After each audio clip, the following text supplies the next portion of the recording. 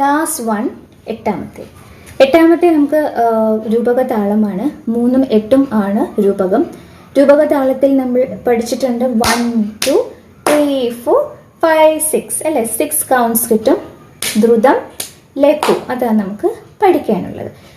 1 2 3 4 5 6 ഇങ്ങനെയും താളം ഇടാം കേട്ടോ. നമ്മൾ കർണാട്ടിക് മ്യൂസിക് പഠിപ്പിക്കുമ്പം അലങ്കാരം കഴിഞ്ഞിട്ട് നമ്മൾ ഇങ്ങനെയും താളമിട്ട് പഠിപ്പിക്കാറുണ്ട്. ചില കുട്ടികൾക്ക് താളം ബുദ്ധിമുട്ട് വരുമ്പോൾ കേട്ടോ. അപ്പം നമുക്ക് ഇങ്ങനെ നോക്കാം.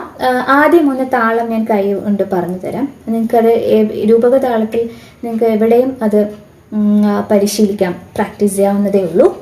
തെയ് തെയ് തെയ് തെയ് ധിത്തി തെയ്. ധിത്തി തെയ് ഒന്ന് കുറച്ചൊന്ന് സ്വല്പം കൂട്ടി പാടുന്നു.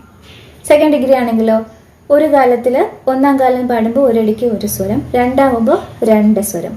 തെയ് തെയ് തെയ് തെയ് ധിത്തി തെയ് തെയ് തെയ് തെയ് തെയ് ധിത്തി തെയ്. മൂന്നാകുമ്പോൾ മൂന്നാം കാലത്തിൽ ഒരടിക്ക് 4 എന്നുള്ളത്.